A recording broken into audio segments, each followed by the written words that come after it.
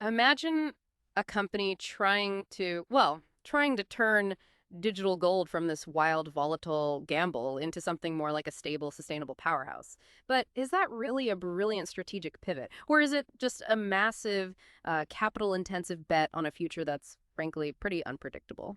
Today, we're diving deep into a company right at the heart of the digital asset world, one that really embodies this question, Marathon Digital Holdings. We're going to explore whether their ambitious strategies are setting them up for a future boom, or if maybe the risks, the inherent risks and past challenges, are just too great to overcome. Welcome to the Deep Dive. Today, we're unpacking a pretty comprehensive report on Marathon Digital Holdings, Inc. They trade on the NASDAQ, ticker MRR.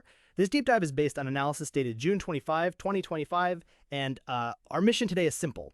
Pull out the most vital nuggets of insight for you. We want to help you understand what's truly important about IRR. We'll explore its business, the leadership, the financials, how the market sees it, who owns the stock, and of course, the big risks involved. It's all about getting a grasp on that really intricate dance between innovation, volatility, and, corporate strategy in this whole digital asset space. We've organized our exploration into two key parts for you. First up, we'll tackle the core of the business, its management, and the financial landscape. Then we'll pivot to market sentiment, ownership, and that whole array of risks that really define this unique kind of investment. Before we jump in, though, just a quick note. This deep dive is brought to you by Stock Analytics AI. Remember to like and subscribe to their YouTube channel. For $499 a month, members get priority deep dives on tickers. They're covering all of the S&P 500 stocks over the next few months, so members get first dibs. And if you just want a one-off deep dive on a specific stock, you can drop them a super thanks. All right, let's unpack this. We're starting our deep dive into Marathon Digital with Chapter 1, Business and Industry Analysis.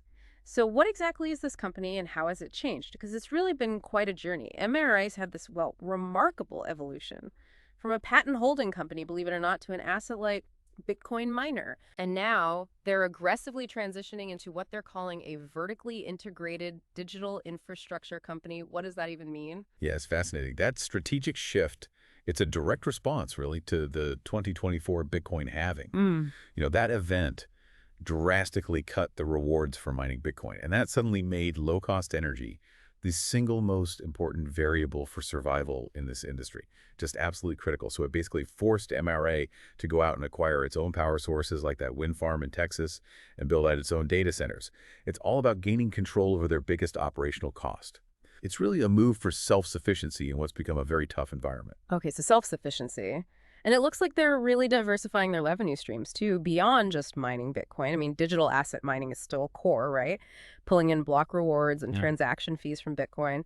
But they've also started diversified mining, specifically KASPA, K-A-S. What's that about? Right. Kaspa uses something called the Ghost DAG protocol. It allows for faster processing, faster transaction confirmations than Bitcoin's network. So they're leveraging that. They've already generated about 93 million KAS, valued around $15 million.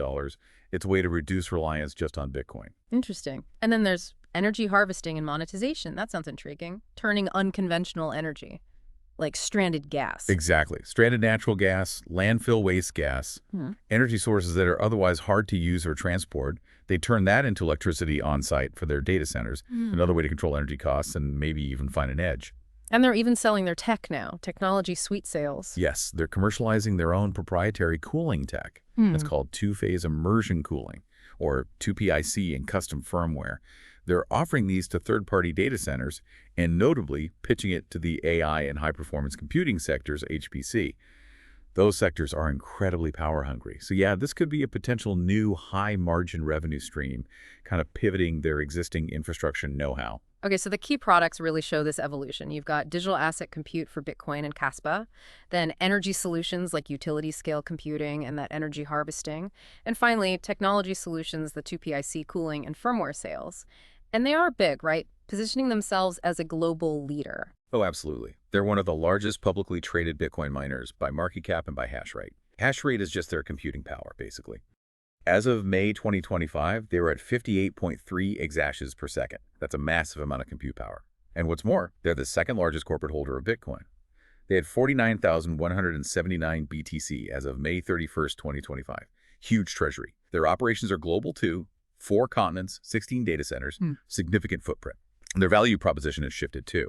They frame it now as supporting energy transformation by converting clean, stranded, or underutilized energy into economic value, sort of an energy tech company narrative. Interesting framing. Now, let's broaden out a bit to the industry analysis. What are the big market trends and maybe growth potentials we should be watching? Well, the industry itself is going through a massive shakeup. Post-halving consolidation is definitely key. That April 2024 halving just cranked up the pressure for efficiency. It really favors the large, well-capitalized operators, like Marathon potentially. Then there's the whole green imperative, ESG concerns. There's intense scrutiny on energy and water use.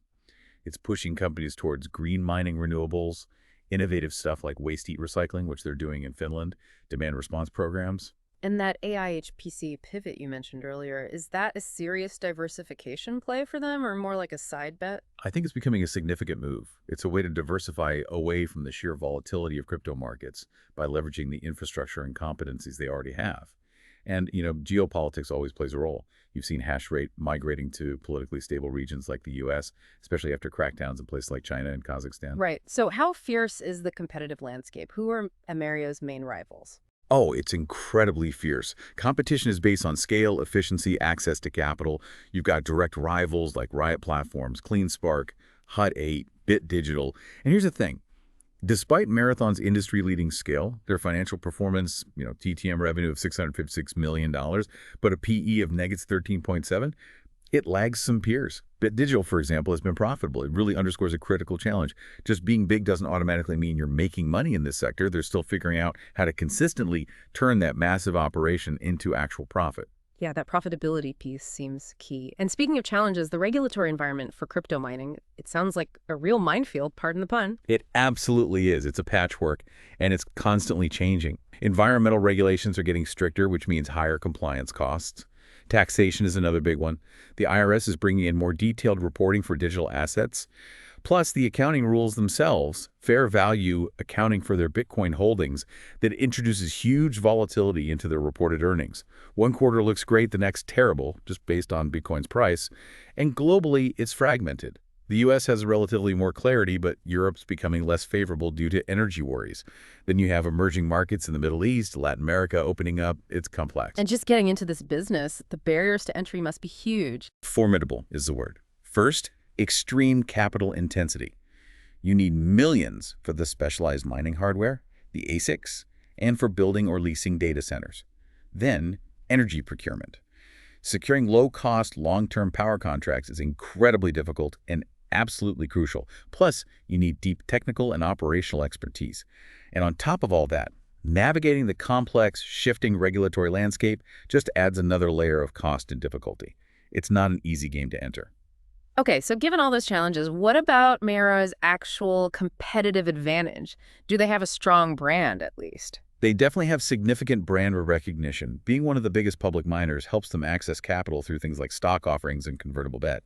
But, it's kind of a double-edged sword. Yeah. That recognition also ties them tightly to Bitcoin's volatility and sometimes negative headlines, like noise complaints near their facilities. Are they actually getting cost advantages or economies of scale right now? Not inherently, no. They're actively trying to build that advantage through this vertical integration strategy. Their consistently negative profitability, that negative ROIC we'll talk more about, it shows that a true economic moat, a durable cost advantage, it doesn't really exist yet. The whole point of vertical integration, buying the power generation, owning the data centers, is to eventually reduce their cost per coin, maybe by 20–30%. That's the goal.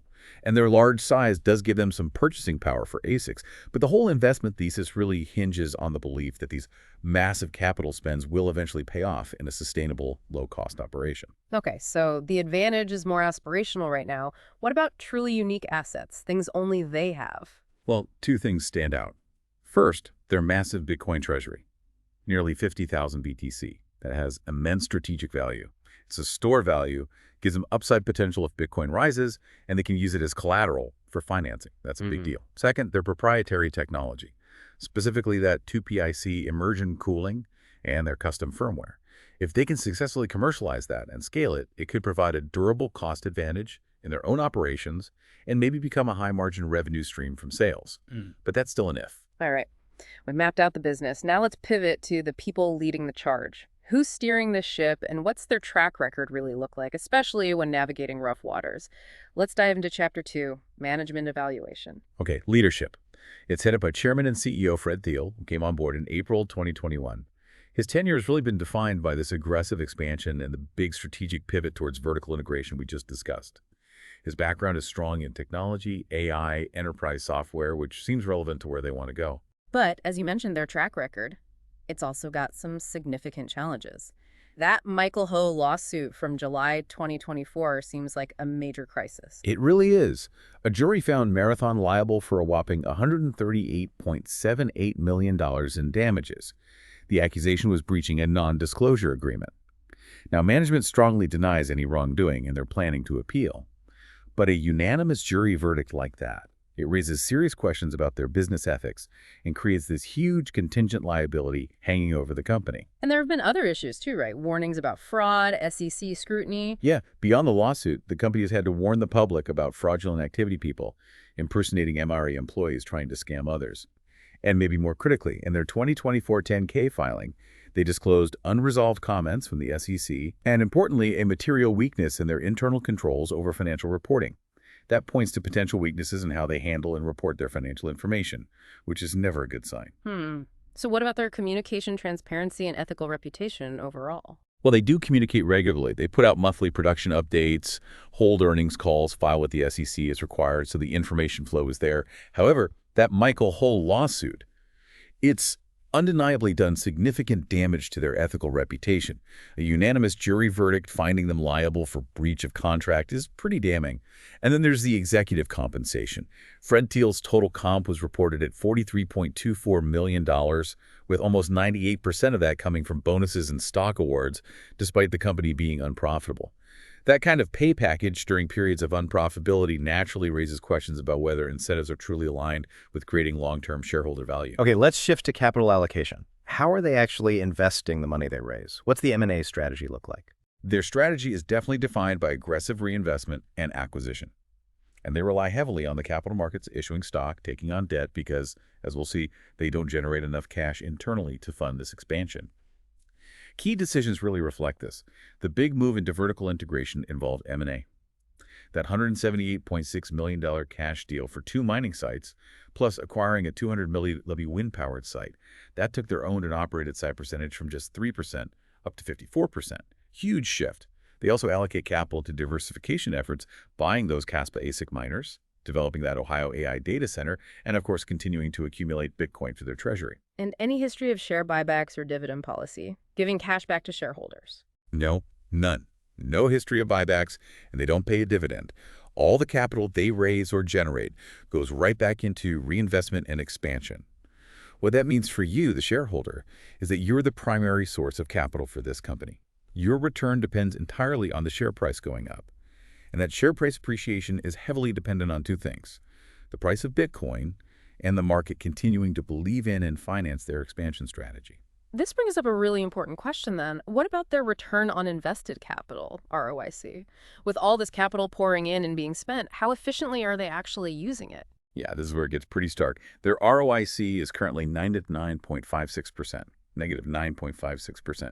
What that means is, right now, their investments are actually destroying value, not creating it. Right. They're spending $1 of capital and getting less than $1 back in terms of profit generated from that capital. It's a really key metric, especially for a capital-hungry business like this. And a negative number is a serious warning sign. This is also backed up by an external measure. They have a very weak quality score from AAII, which looks at factors like profitability and financial strength. Wow, destroying value at nearly 10%. That's a major red flag, isn't it? Especially in such a capital-intensive industry. How long can they sustain that? What's the plan to turn that around? Well, that's the multi-billion-dollar question, isn't it? The entire bull case from Everett, the reason people invest despite these numbers, rests on the belief that this negative trend will dramatically reverse. The hope is that as their vertical integration strategy matures, as they gain control over energy costs, and assuming Bitcoin's price cooperates, that ROIC will turn positive and maybe even become quite strong. But for now, it's a significant drain, and it highlights the immense execution risk they face. Okay, so let's connect this to the bottom line. Time to decode the numbers in Chapter 3, financial analysis. What does their market cap tell us right now? As of June 25, 2025, Marathon's market cap was sitting around $5.24 billion. That definitely puts them among the heavyweights in the Bitcoin mining sector. But, and this is crucial, you have to remember that number is incredibly sensitive to Bitcoin's price. It can swing wildly day to day, week to week. And their revenue growth trends over the last 5 years or so? Visually, it looks spectacular at times, but it's incredibly volatile. Why? Because it's almost entirely driven by two factors: the price of Bitcoin and how much Bitcoin they manage to mine. So, for instance, Q1 2025 revenue grew 30% year over year to $213.9 million. That sounds good. And Q4 2024 surged 69% year over year. This shows they can grow the top line when market conditions are favorable, but there's almost no predictability because it's tied so directly to an external commodity price they don't control. Right. So what about actually making money? Profit margins, gross, operating debt? Well, this is where the picture gets much darker. The margins are extremely volatile, and more often than not, they're negative. If you look at the TTM, the trailing 12 months, their net profit margin was a staggering 1 out of 46.7%, negative 47%. In Q1 2025 alone, they reported an operating loss of $541.1 million, massive loss. Now, these figures are heavily distorted, it's true. Non-cash expenses like depreciation on all those miners play a big role, and, critically, the mark-to-market accounting for their Bitcoin holdings. If Bitcoin's price drops significantly during a quarter, they have to report a huge paper loss, even if they didn't sell any Bitcoin. It makes the reported numbers jump all over the place. Okay, so reported profits are messy. What about actual cash, free cash flow, FCF generation? Are they funding themselves at all? No. Consistently and deeply negative free cash flow. Marathon is what you call a consumer of capital, not a generator of it. One analysis described them as quickly burning through cash, with a negative free cash flow yield of negative 37%. This means they rely entirely on external financing, issuing more stock, taking on debt just to fund their day-to-day operations and their ambitious growth plans. That's not a sustainable model long-term unless something changes dramatically, like Bitcoin's price skyrocketing or their costs plummeting. How consistent are their earnings then, if FCF is negative? No, the opposite of consistent. Earnings see these wild swings almost entirely driven by Bitcoin's price fluctuations. Just look at Q1 2024 versus Q1 2025. They went from a reported net income of $337.2 million in Q1 24 to a net loss of $533.4 million in Q1 25.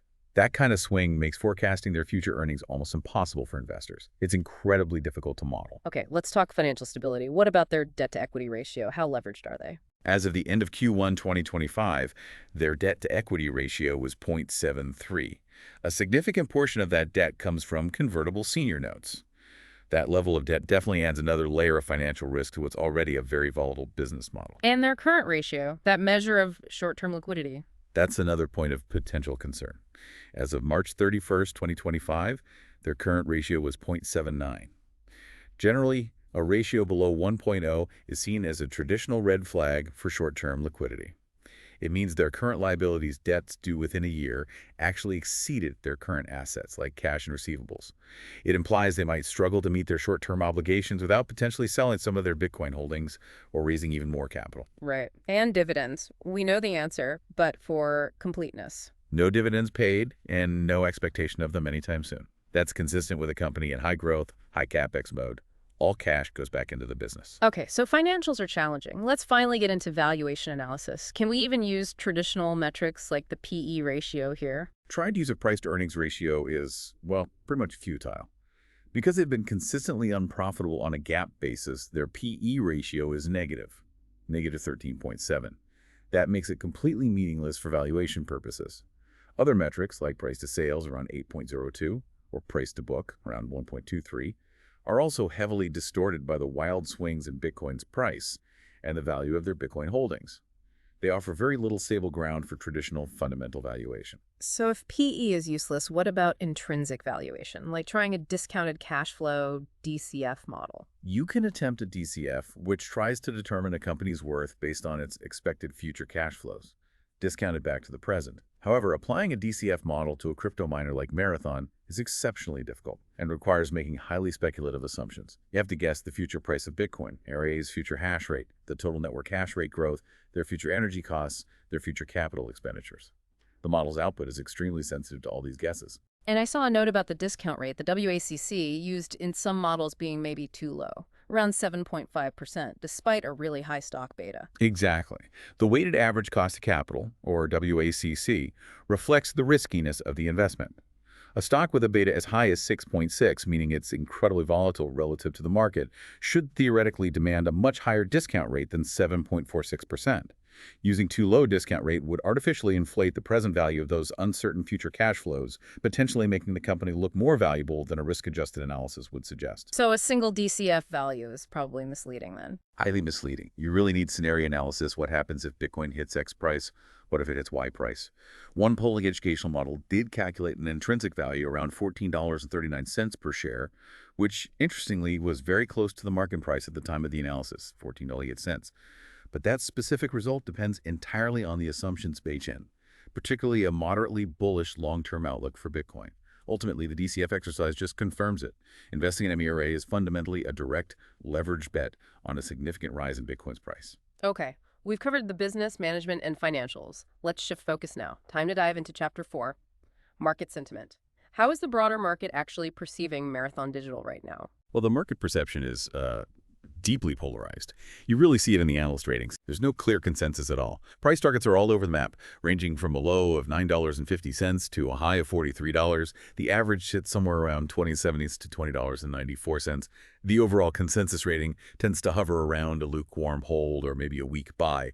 It just reflects profound disagreement among analysts about the company's prospects and the inherent risks involved. What about the recent news impact and the general media tone? Is it leaning positive or negative lately? It's very much a mixed bag, which fuels that polarization. On the positive side, you see news highlighting operational milestones, like they had record Bitcoin production of 950 BTC in May 2025, which is a big jump month over month. They also talk about strategic acquisitions, new partnerships. But then the negative news focuses squarely on the financial performance we just discussed.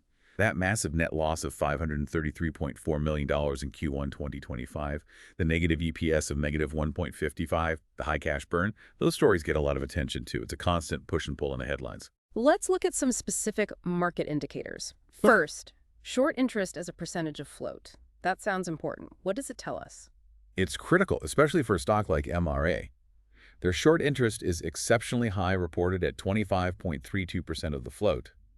To put that in perspective, the average for their peer group is around 5.74%.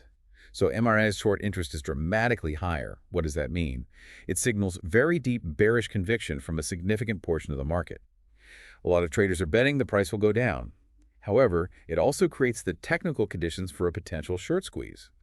If some positive news hits unexpectedly, those short sellers might rush to buy back shares to cover their positions, which can cause the price to spike upwards very rapidly. High short interest cuts both ways. Interesting dynamic. What about technical indicators? The price relative to the 50-day moving average and the 200-day moving average. Okay, looking at the price around the time of the report, $14.88. It was actually slightly above its 50-day simple moving average SMA, which was $14.69. That suggests, neutral to perhaps slightly positive short-term momentum, nothing decisive, but not actively breaking down in the very short term. However, that same price, $14.88, was significantly below its 200-day SMA, which stood at $16.80. And that's often seen as a classic bearish technical signal. It indicates that despite any short-term fluctuations, the longer-term trend for the stock has been downwards. Got it. Now let's explore who actually owns the stock. Chapter 5, Ownership Structure. Who are the key holders and what can that tell us about the company? Well, institutional ownership is quite substantial. It's around 60.95% of the outstanding shares. But who are these institutions? It's dominated by the giant's large, passive index fund managers. Think BlackRock, holding around 14.5% to 15.3%, and Vanguard, holding around 11.2% to 11.3%. Now, this passive ownership provides a sort of baseline demand for the stock, as index funds have to hold it if it's in their index. But it also means less active scrutiny of management decisions compared to activist investors or more concentrated active managers. Also, the fact that the top two institutions control over 25% means any decision by them to rebalance their holdings could have significant impact on the share price. Okay, so mostly passive giants. What about the insiders? Insider holdings and recent transactions. Are the people running the company buying or selling? This is where it gets, frankly, quite striking. Insider ownership is remarkably low. Depending on the source, it's cited between 0.73% and 1.13% of the company. CEO Fred Thiel himself owns around 1.13%. But what's really fascinating and potentially concerning is the clear pattern of insider selling. Over the last 12 months covered by the report, there were 49 insider sells versus only 11 buys. And zooming in on the most recent 3 months, 14 insider sells versus 0 open market buys. This divergence between the public narrative of growth and expansion and the private financial actions of top executives selling their own shares. While analysts often view that as a major red flag, it suggests a potential lack of conviction from the people who should know the business best. Yeah, that pattern doesn't exactly inspire confidence, does it? Okay, let's move on to the risks. Time to transition to Chapter 6, risk assessment. Every investment has risks, but for Mara, they seem particularly pronounced. Let's try SWOT analysis framework: strengths, weaknesses, opportunities, threats. Okay, starting with strengths. As we've discussed, MARA has industry-leading scale, that substantial Bitcoin treasury is a major asset, their vertical integration strategy could be a strength if executed well, and they have diversification initiatives underway with CASPA, tech sales, and the potential AI-HPC pivot. Right. But those are balanced by some pretty clear weaknesses. Definitely. Persistent unprofitability is number one, high cash burn. That weak balance sheet liquidity, shown by the current ratio below 1.0, and of course the significant legal and reputational damage from that $138 million jury verdict we talked about, that's a major overhang. And the opportunities, where's the potential upside beyond just Bitcoin's price? Well, Bitcoin price appreciation is obviously the biggest one. But beyond that, there's potential for industry consolidation. MARA, with its scale, could potentially acquire smaller, struggling miners post-halving. Expansion into the AI-HPC market is a significant opportunity if they can leverage their infrastructure. And successfully commercializing their proprietary technology could be another growth vector. Okay, finally, the threats. What external factors could really derail them? Bitcoin price volatility is the elephant in the room. Their entire financial viability hinges on it. Rising network difficulty is another constant threat. As more miners join the network, it gets harder to mine Bitcoin, reducing rewards per unit of hash rate. Regulatory headwinds are a big one, especially around environmental impact and taxation. And then there are geopolitical risks, particularly trade risks. Let's drill down on those threats from macroeconomic factors. How do things like interest rates and inflation affect MRA? Higher interest rates generally aren't good for speculative assets. They increase MRA's cost of capital for borrowing, and they can dampen investor appetite for riskier investments like Bitcoin miners. Inflation is more complex. Some proponents see Bitcoin itself as a hedge against inflation. If that narrative holds true and drives Bitcoin demand during inflationary periods, it could potentially benefit MRA indirectly, but it's not a straightforward relationship. And what about specific geopolitical factors? You mentioned trade risks. For example, those U.S. imposed tariffs in 2025 on mining hardware. Yeah, looking at the bigger picture, those tariffs on Chinese-made ASIC miners, potentially 25%, 34%, maybe even higher, are a direct, material, and quantifiable threat to MRO and others like them. These tariffs directly increase the capital expenditures needed to buy new, efficient miners. That reduces profitability. It could also disrupt supply chains for the essential hardware they need to maintain and expand their operations. For a company like Mero, whose model is so focused on expansion and constantly upgrading miners, these tariffs represent a significant headwind to their strategy. Okay, we've covered a lot of ground. For our listeners, let's try to pull all these different threads together now in Chapter 7. Conclusion. What's the overall synthesis of findings, starting with the bull case for Mero? All right, the bull case. Essentially, it paints MRA as a highly leveraged vehicle for getting exposure to Bitcoin. If you believe Bitcoin's price is going way up, MRA offers amplified potential gains due to its scale and that massive Bitcoin treasury. Bulls would point to management's visionary vertical integration strategy, owning the data centers, owning the energy sources, arguing it could create a durable, long-term cost advantage. This could position MRA as a survivor and even a consolidator in the industry long-term. And they'd highlight the diversification efforts, CASPA mining, technology sales, the AI-HPC pivot as valuable future growth options that reduce sole reliance on Bitcoin mining economics. Makes sense. But then there's the equally compelling, maybe even more concerning bear case. Right. The bear case starts with the unavoidable fact. MARA is absolutely dependent on Bitcoin's unpredictable price. If Bitcoin stagnates or falls, MARA struggles. Bears point to the company's history of value destruction, the deep financial losses, the negative ROIC, the high cash burn showing it relies on continuous, potentially dilutive capital raises just to stay afloat and expand. They'd emphasize the serious governance and legal red flags, that $138 million jury verdict, the pattern of consistent insider selling suggesting management's interests might not be fully aligned with shareholders. And finally, they'd highlight the material external threats, like increasing mining difficulty, making it harder to earn Bitcoin, and those 2025 U.S. tariffs directly hitting their cost structure and growth plans. So putting it all together, what does the valuation summary really tell us? Is it cheap, expensive, fairly valued? Well, as we discussed, a traditional DCF valuation is highly theoretical for MRA, swinging wildly based on your Bitcoin price assumptions. That one educational model showing $14.39 per share, close to the market price of $14.88 at the time, might suggest the market was pricing in a moderately bullish long-term outlook for Bitcoin. But the true valuation range is just vast. Trying to pin a single fair value on MRA is incredibly difficult given its current lack of profitability and dependence on external factors. So for our concluding outlook, how should listeners think about comparing MRA's current share price to its intrinsic value? It's really challenging because based on current operations, the company generates negative profitability and negative free cash flow. From a traditional standpoint, its operational value is currently less than zero. Its substantial market capitalization, around $5 billion, isn't really derived from current earnings power. It comes primarily from two things: the market value of its nearly 50,000 Bitcoin holdings and a highly speculative call option value that the market places on Bitcoin's future price, and the potential success of MRA's ambitious strategies. So investing in MRA today, it's really not a traditional value investment, is it? Not at all. It's a direct, highly leveraged, and high-risk bet on a digital commodity, Bitcoin. And it's managed by a team that's navigating significant operational challenges, financial hurdles, and serious legal headwinds. The current share price seems to reflect a hopeful, maybe even very optimistic, but certainly not guaranteed, outlook for the future of Bitcoin and MRO's ability to capitalize on it. Which leads us to our final provocative thought for you, the listener. So what does all this mean for you? When a company's success is so tightly intrinsically tied to a volatile external asset like Bitcoin, and you have to weigh that against management's undeniably bold strategic vision, but also against simultaneous operational struggles, financial losses, and those significant legal challenges. How do you decide where to place your conviction? Where does the balance tip? That's our deep dive into Marathon Digital Holdings. We really hope this journey gave you some maybe surprising facts and hopefully a clearer perspective on this complex company.